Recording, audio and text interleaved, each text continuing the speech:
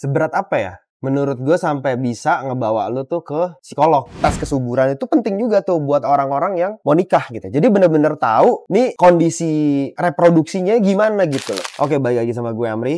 Di chapter Y kali ini seperti biasa kita akan bahas mengenai pernikahan. Cuma gue akan ngelanjutin topik yang gue lihat di YouTube gue nih paling lumayan banyak yang relate gitu ya dengan topik ini gitu. Yaitu mengenai sisi lain dari pernikahan gitu. Jadi disimak aja. Sebelum gue nanya banyak nih sama lo ya, gue mau tahu dulu definisi pernikahan buat lo tuh kayak gimana? Pandangan lo tentang pernikahan tuh menurut lo tuh apa? Ya intinya pernikahan itu kan lu menyatukan kepala dan hati yang dari dua orang nih. Lu gak kenal dia kayak gimana, gak kenal banget nih ya. Ya lu kenal kan core-core-nya doang nih gitu. Jadi gak full gitu. Nah itu lebih diuji lagi ketika lu udah menikah gitu. Jadi buat gua menyatukan dua kepala ya, itu pertama. Terus udah gitu mengenai tanggung jawab udah pasti, komitmen ya antara suami dan istri gitu ya. Terus sisanya adalah mengenai bagaimana lu bisa mendidik generasi selanjutnya gitu loh. Karena semuanya berawal dari pernikahan itu kan. Ketika lu punya anak, nah di situ yang peran orang tua tuh besar banget gitu loh. Untuk society gitu. Kalau lu bagus bisa ngedidik anak lo, ya otomatis dia akan menjadi bagian kecil dari komunitas yang akan berdampak baik lah ke depannya. Menurut lo apa aja faktor keberhasilan dalam pernikahan? Faktor keberhasilan, toleransi sih menurutku. Toleransi dan komitmen itu gitu. Karena tujuan lo menikah itu kan bagaimana lu bisa hidup lama bareng dia kan. Hidup sampai kalau bisa lo sampai mati gitu loh. Gitu kan. Otomatis lu bukan cuma sekedar mau mengedepankan ego gitu, tapi bagaimana lu mencoba untuk menjadi orang yang lebih pengertian gitu. Kadang prinsip lu harus diuji di situ, di mana lu akan membuka ruang sedikit untuk toleransi gitu. Karena lu nggak bisa saklek-saklek banget, baik itu perempuan maupun laki-laki gitu. Jadi akan ada momen di mana kadang prinsip lu diuji nih. Lu pada nggak suka banget nih sama yang kayak gini nih. Misalnya contoh, lu nggak terlalu suka banget. Lu punya prinsip nih bahwa seorang istri itu harus di rumah gitu. Tapi lu gak tahu gitu. Suatu saat tiba-tiba ya walaupun itu sebenarnya bukan sesuatu yang kita mau gitu ya. Tapi ternyata keadaan membuat istri harus kerja gitu. Mungkin ada kesulitan ekonomi atau gimana gitu. Nah di situ logika bermain kan. Ya secara logik mungkin harusnya istri kerja juga nih. Kalau enggak susah gitu kan. Kalau lu sendiri lu belum dapat nih gitu kan. Nah akhirnya lu berbenturan sama prinsip lu sendiri gitu loh. Nah itu yang biasanya hal-hal kayak gitu yang akhirnya lu apa coba dulu kali ya gitu loh. Hal-hal kayak gitu. Tapi kadang juga nih waktu lu udah mencoba nih ya, lu mencoba untuk oke deh ya udah gue toleransi, ya oke deh coba deh gue jalanin dulu gitu. Karena ya walaupun gue nggak suka ya tapi memang secara realistis, secara logiknya hitung-hitungannya nggak nyampe nih. Ya udah deh, gue coba. Ya udah coba deh. Kita sebar CV deh misalnya gitu. Tapi bisa juga ternyata pas di jalan, pas lagi ngebar CV nih, taunya gak dapat istri lu gak dapat kerja, belum dapat gitu kan. Tapi lu taunya dapat proyek baru, ya, taunya lu dapat kerjaan baru, tambahan baru gitu loh. Jadi kebuka gitu rezekinya di situ. Oh, ternyata nggak perlu kerja, ternyata bisa tetap dari gua nih. Akhirnya nggak jadi kerja, ya udah jalan seperti biasa. Bisa kayak gitu. Jadi yang gua rasain kayak gitu. Jadi lu punya prinsip sesuatu, lu udah kencang banget megang kayak gitu, tapi keadaan bilang lu diuji nih gitu. Itu hal-hal yang kayak gitu sih menurut gua. Jadi itu bagian dari toleransi gitu. Nah, terus kemudian yang kedua masalah komitmen gitu loh. Ya, komitmen itu tadi ketika lu core value-nya masih sama pasangan lu ya, lu keep going gitu loh. Walaupun ada kekurangan-kekurangan dia yang lain, ya as long as itu nggak berbenturan sama core value lu berdua, ya udah lu telan aja kan. Jadi makanya kadang hal yang menarik tuh waktu itu ada orang yang cerita sama gue. Dia bilang, jadi ada temennya bokap gue nih kata dia gitu. Yang dia posisinya ya udah jatuhnya udah elders lah. Umur mungkin 70-80 tahun lah gitu. Terus gue disuruh bapak gue nanya sama dia. Tanya-tanya lah gitu. Apa sih resep suksesnya pernikahan nih mereka gitu. Dia nanya nih, Om, Tante, gimana nih pernikahan udah lama nih kan? Udah puluhan tahun. apa nih resep suksesnya gitu kan. Oh, panjang lebar. Ini, itu, harus begini, harus begitu, segala macam panjang lebar. Terus yang menarik adalah, waktu dia tanya ke suaminya, Om, kalau menurut Om gimana? Dia cuma jawab satu. Satu aja tips dari Om mah katanya. Bertahan. Lu cuma perlu bertahan aja katanya. Nah, ini orang yang cerita sama gue, dia perempuan. Terus dia bilang, menurut gue di usia pernikahan gue juga yang udah puluhan tahun juga ya gitu. Gue lebih cocok sama pendapatnya sih Om. Dia bilang, bahwa memang pernikahan tuh ya lu perlu bertahan aja gitu. Karena ya hal-hal yang lain tuh ya omong kosong lah gitu loh. Karena simple tipsnya itu aja sebenarnya. Lu bertahan aja gitu. Ya kalau buat gue tambahannya itu tadi. As long as ini gak ditabrak nih masalah core value-nya gitu. Ada nggak hal yang paling takutin dalam pernikahan tuh ada? Hal yang gue paling takutin? Ya udah jelas pasti hal yang paling ditakutin kalau misalnya pisah ya. Itu udah pasti. Kedua, masalah yang kedua adalah yang gue takutin kalau misalnya gue sebagai laki-laki gak bisa tanggung jawab secara financial. Atau secara apa ya, peran gue untuk mendidik anak gue. Karena mungkin gue sibuk kerja atau apapun gitu ya. Karena kan perannya dua nih. Financial, ya gue yang provide. Yang kedua, masalah gue harus bisa ikut mendidik anak gue kan. Karena gue tetap harus ada peran kan, gitu loh. Nah, kalau gue dua ini, nggak bisa menjalankan, itu yang buat gue tuh yang ngeri gitu. Maksudnya, karena kan kita udah berusaha, cuma kadang entah rezekinya belum. Ya namanya orang lagi sibuk nyari duit gitu kan, kadang distribusi waktu sama anak-anak kan gak segampang itu juga. Jadi kayak ada yang harus dikorbankan kan, waktu sama anak-anaknya kan. Nah itu hal-hal kayak gitu yang gue tuh takutnya ketika gue mengorbankan waktu anak-anak gue gitu ya, itu jadi penyesalan di kemudian hari. Nah itu yang gue jaga banget, jangan sampai itu gue jadi nyesel gitu di kemudian hari gitu. Makanya gue perhatiin banget tuh masalah waktu gue sama anak gue gitu loh. Minimal gue tuh punya waktu seharian full kalau gue weekend tuh gue sama anak gue gitu. 2 itu yang lo takutin? Iya. Harusnya 3. Apa? Oh lagi. Ini financial. Iya, perceraian. Peran lo sebagai seorang. Perceraian sama tanggung jawab. Gak bisa tanggung jawab gitu. Iya. Ya, tanggung jawab. Peran lo sebagai orang tua. Iya. Sama harusnya lo peran lo sebagai suami. Iya, tapi kan yang financial termasuk dalam tanggung jawab. Pak. Kan tanggung jawab terhadap istri kan bukan cuma financial. Oh iya. Ya bisa. Ya kalau gue nggak bisa menjalankan peran gue sebagai suami, ya bisa. Kayak misalnya gue nggak bisa bagi waktu gue sama istri gue karena kebanyakan main, misalnya contoh. Itu juga. Ya. Terus misalnya gue nggak bisa mewujudkan mimpi-mimpinya dia mungkin. Itu menurut gue yang penting juga gitu loh. Karena kayak 3. Gue tambahin 3 deh, boleh. Karena kayak gue inget waktu itu nyokap gue bilang, aduh ayah kamu tuh beruntung banget. Tahu gak kenapa? Karena dia dapat gue orangnya gak minta apa-apa. Gue kalau istri lain pasti udah minta aneh-aneh. Bukan aneh-aneh sih, maksudnya pasti udah banyak mintanya gitu. Yang mana itu wajar gitu. Paling simpel perempuan tuh sukanya apa sih? Ya perhiasan lah paling simpel. Perempuan kan suka tuh perhiasan. Siapa yang gak suka dikasih perhiasan kan? Nah itu hal-hal kayak gitu. Nyokap gue bilang bahwa itu kan salah satu bentuk kita ya sebagai suami juga, selain kita bisa mencapai goal-goal kita pribadi, tapi goal-goalnya istri kan kita juga harus bantu kan. Karena gue yakin juga yang namanya goal istri itu bukan melulu secara moral atau dukungan moral gitu ya, mungkin masalah waktu dia didik anaknya di rumah mungkin, atau support yang di luar dari urusan materialistik gitu ya, yang di urusan materialistik, tapi tetap dong yang namanya mimpi-mimpi dia yang hubungannya sama financial, yang hubungannya sama materialistik itu pasti ada kan, namanya perempuan kan.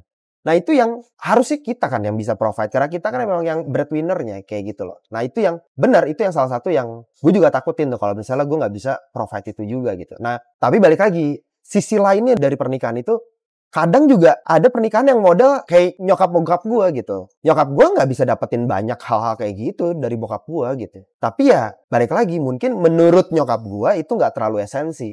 Mungkin memang dia egonya nggak setinggi itu gitu. Jadi ya mimpi-mimpinya dia yang dia harapin ya, yang dia ekspektasikan dari bokap gue ya udah dia kubur aja, nggak apa-apa lah gitu. Nah itulah hal-hal yang kadang tuh kita nggak tahu kalau kita belum menjalani kan gitu loh. Nah hal-hal kayak gitu yang semoga aja bisa jadi insight buat yang nonton juga gitu. Lo mau tentang tanggung jawab, menurut lo cara lo untuk membagi tanggung jawab sama istri lo tuh gimana? Cara membagi tanggung jawab sama istri gue. Cara lo ngebagi tanggung jawabnya? Ya udah jelas, maksudnya gue yang breadwinner-nya berarti gue cari duit, tapi secondary job gue udah pasti mendidik anak gue, ya kan? Dan ngerjain chores juga. Tapi kalau dia, primary job dia adalah dia ngurus rumah yang di dalamnya termasuk mendidik anak dan ngerjain chores gitu kan. Terus selain itu ya dia melayani gue gitu aja. Kalau gue sih ngebaginya kayak gitu. Basic kayak gitu aja sih. Tapi biasanya apa nih yang lo lakuin kalau misalnya ada satu masalah nih yang kayak nggak bisa lo selesain, belum bisa lo selesain gitu. Kayak masalahnya sulit banget ya untuk lo cari jalan keluar gitu. So far sih semuanya bisa di-tackle. Tapi kalaupun nggak bisa ya balik lagi semuanya itu perlu strategi. Terus udah gitu ya udah kita tinggal jalanin aja gitu loh. Jadi kalau gue ngelihatnya balik lagi kunci komunikasi sih. Kalau sama istri ya itu aja. Komunikasi, strateginya gimana. Kalau misalnya kita belum dapat ya udah sabar aja gitu. Nggak perlu cepet-cepet ngambil tindakan gitu. Kalau emang belum ketemu ya ditidurin dulu gitu. Gue lebih kayak gitu sih. Jadi nggak kayak dulu yang kalau ada masalah harus cepet langsung tackle gitu. Kayak gitu. Karena nggak semuanya bisa langsung di-tackle. Kalau bisa bagus, tapi kalau nggak bisa nggak buru-buru juga gitu loh nyelesainnya. Dipikirin lagi, nanya orang yang mungkin lebih pengalaman. Menurut lo seberat apa sih pernikahan itu? Seberat apa ya? Menurut gue sampai bisa ngebawa lu tuh ke psikolog. Dan menurut gue itu wajar sih. Karena ada yang kayak gitu juga. Yang gue kenal ya. Orang yang gue kenal. Dia karena memang kayak susah untuk meregulasi emosinya dia gitu ya. Karena nanti dampaknya jadinya ke suami dan anak-anaknya. Akhirnya dia ke psikolog aja gitu. Tapi persisnya bagaimana penanganannya dan efek dari dia ke psikolog tuh jadinya seperti apa. Persisnya ya metode apa yang dijalanin. Gue gak nanya detail. Intinya sih yang gue tahu dengan dia ke psikolog itu sangat membantu gitu. Nah maksudnya hal-hal yang mungkin orang nggak tahu itu kan kayak masa iya sih sampai gara-gara pernikahan ke psikolog. Mungkin kan orang taunya kalau ke psikolog itu ya karena mungkin ada trauma masa lalu, mungkin gitu ya, trauma masa kecil, mungkin kayak gitu. Jadinya dia ke psikolog, mungkin kayak gitu ya. Cuma ternyata ya mungkin itu tadi yang nggak bisa meregulasi emosi itu ada hubungannya sama pas trauma juga gitu ya. Nah jadi maksudnya hal-hal kayak gitu tuh wajar gitu loh, lu sampai ke psikolog atau mungkin ke psikiater itu wajar-wajar aja gitu. Itu hal-hal itu yang mungkin yang nggak banyak diceritain sama orang ya. Tapi lo pernah gak punya ketakutan gitu kayak soal susah punya anak? Alhamdulillah sih kalau gue enggak ya. Dulu tuh gue sempet sebelum gue kawin deh, kalau nggak salah tuh bini gue deh kalau nggak salah, tapi bukan gue. Bini gue yang ngetes kesuburan. Nah jadi menurut gue hal-hal kayak lu ngetes kesuburan itu penting juga tuh buat orang-orang yang mau nikah gitu. Jadi bener-bener tahu nih kondisi reproduksinya gimana gitu loh. Dan itu udah ada paket-paketannya biasanya. Kalau misalnya lu ke lab-lab yang warna kuning itu udah ada tuh paketannya. Kalau lu sebelum nikah yang dites apa aja itu tuh udah ada gitu. Jadi lu beneran tahu kayak oh yang si calon suami spermanya sehat, baik gitu kan. Yang istri juga bagus. Pokoknya clear lah gitu. Jadi itu tuh ada paketannya di lab kuning itu. Jadi menurut gue tuh sangat baik tuh kalau misalnya lu sebelum nikah salah satunya lu kesana dulu. Tes. Gue pun juga kayak gitu dulu. Tapi gue lupa yang gue tes tuh apa gitu. Tapi kayaknya nggak spesifik kesuburan deh. Gue lupa deh. Kayaknya gue general tes aja deh, gitu. Dan kalau misalnya udah menikah udah gitu susah nih misalnya punya anak gitu ya. Nah itu juga menurut gue juga harusnya suami istri tuh berani untuk tes kesuburan itu. Karena biasanya yang gue suka denger yang nggak berani tuh laki. Karena takut kalau resultnya ternyata masalah di laki gitu loh. Jadi buat laki-laki tuh juga harusnya nggak boleh gitu. Harus fair gitu. Kita mau punya anak bareng-bareng, ya kalau misalnya ada masalah kita tackle bareng-bareng gitu. Dilepas lah ego-egonya itulah ya gitu loh maksudnya. Jadi benar-benar dua-duanya dites. Ini ada masalahnya di mana? Di yang perempuan atau di laki? Ya siapapun itu pokoknya kan kalau lu tahu kan enak. Jadi tinggal gimana caranya lu memperbaiki kan kayak gitu. Itu sih hal-hal kayak gitu. Tapi kalau gue pribadi alhamdulillah sih gue gak terlalu worry karena memang udah ada persiapan. Habis itu ya benar gitu. Lo pernah gak punya pengalaman teman-teman lo gitu kayak perselingkuhan dalam pernikahan gitu? Oh iya ada. Bahwa emang ada yang kejadian model kayak gitu. Dia suaminya selingkuh, akhirnya ketahuan. Coba menghindar, ujung-ujungnya ketahuan juga. Tapi karena memang ya seperti yang di video sebelumnya ya yang pernah gue cerita. Karena dia emang jujur gitu ya. Memang serius mau minta maaf, mau tobat gitu ya ibaratnya gitu. Jadi ya udah diterima gitu loh sama si istrinya. Jadi ya tetap lanjut gitu. Oh Nggak ini sampai suaminya? cerai.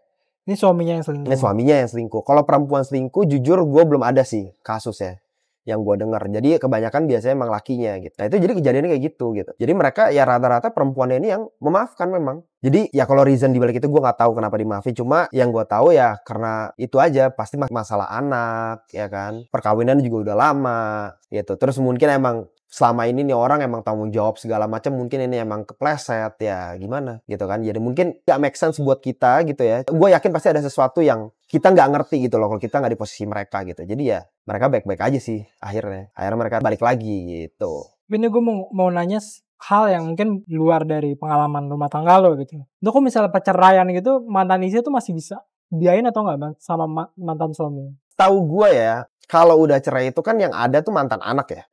Mantan istri bukan mantan anak kan. Jadi tanggung jawabnya laki-laki ya tetap terus sama anaknya kan. Dia provide tuh nafkahnya segala macem gitu. Kalau sama mantan istrinya udah jelas enggak. Cuma yang di lapangan yang sering gue lihat ini tetap dikasih gitu loh. Ini tetap dikasih. Dia tetap dikasih gitu kan. Dia tetap dikasih. Jadi ya bener-bener ya kayak jatuhnya cuma beda rumah doang, tapi tetap yang providernya tetap si mantan suaminya gitu loh. Itu ada kasus gitu. Tapi ada juga, maksudnya yang model dia cerai gitu kan, boro-boro mantan istrinya dibiayain, anaknya sendiri juga nggak dibiayain. Ada juga yang kayak gitu kan. Jadi ya macem-macem gitu loh modelannya nih kalau misalnya cerai itu. Yang menarik adalah kalau misalnya kita ngomong perceraian yang mungkin agak sedikit nyambung sama ini juga. Yang gue perhatiin ya kalau misalnya cerai begitu gitu. Gue mau titik beratin ke perempuannya nih. Nah, perempuannya ini biasanya, dia kan statusnya jadinya janda nih. Nah, kalau dia pas statusnya janda, udah gitu dia nggak ibu rumah tangga gitu ya. Atau dia punya kerjaan, tapi levelnya nggak tinggi. Atau dia punya kerjaan, terlepas dari levelnya apa, tapi dia struggle masalah keuangan untuk biayain keluarganya dia. Ya, keluarga itu maksudnya apa dia tetap harus apakah dia masih biayain orang tuanya atau dia harus biayain si anak-anaknya. Intinya struggle masalah uang lah gitu. Nah, ini yang janda ini, itu biasanya nanti akan menarik banyak laki-laki yang cenderung lebih banyak yang gak bener ya. Jadi narik laki-laki yang biasanya udah punya istri gitu. Entah dijadiin simpenan, jadi nikah siri gitu ya. Atau dianya jadi ya buat main aja. Tapi sebagai gantinya dia dibiayain gitu loh. Nah makanya penting banget buat perempuan terutama ya. Kalau misalnya sampai cerai, udah gitu ada masalah keuangan gitu. Karena mungkin dia itu ibu rumah tangga atau mungkin dia pekerja tapi tidak cukup uangnya untuk membiayai hidupnya dia dan mungkin orang tuanya atau mungkin anaknya karena mantan suaminya nggak mau tanggung jawab mungkin kayak gitu-gitu, itu harus hati-hati banget gitu. Karena nanti yang banyak ketarik tuh awalnya biasanya model-model begitu. Kenapa yang mereka lebih banyak tertarik sama perempuan kayak gini ya? Kayak gini tuh maksudnya status kayak gini gitu ya. Karena satu, mereka biasanya punya duit. Senjatanya mereka tuh di duit itu. Dia butuh duit, gue bisa provide. Tapi dengan gantinya ya itu tadi. Dia maunya ABC gitu. Jadi lebih atraktif buat mereka yang punya duit dan mau nakal itu nyari yang orang-orang berstatus janda ini. Kalau dia nggak mau yang beneran emang jualan gitu loh. Nah sedangkan orang-orang yang baik, yang memang intentionnya serius gitu ya, untuk mau deketin orang yang berstatus janda ini, apalagi jandanya punya anak misalnya gitu, itu lebih susah masuknya. Karena nih orang kan orang baik, orang serius nih. Dia mau serius gitu kan. Kalau mau deket ya gue mau ya nikah gitu misalnya. Ini serius, jadi agak susah masuknya. Yang gampang, yang lebih banyak narik itu justru yang gak bener ini gitu. Nah beda kondisinya kalau dia duda. Mau punya anak gak punya anak, nah karena yang namanya duda itu biasanya ya harusnya dia ada duit gitu kan. Ini kondisinya dia punya duit ya. Jadi kayak gue belum pernah dengar tuh. Maksudnya kalau dengan kondisi kayak gitu, udah gitu dia ketemu perempuan ya dia jajan-jajan gitu misalnya. Kagak. Justru ya abis dia cerai ya dia ketemu lagi sama ya yang lain karena dia udah punya financially dia secured gitu kan. Jadinya ya dia tinggal nikah lagi. Ketemu siapa aja bisa. Oke, jadi segitu dulu. Semoga aja nih sisi lain pernikahan ini lo belum pernah denger ya. Semoga aja jadi perspektif baru, jadi insight baru buat lo. Kalau lo ada pendapat lain boleh komen ya.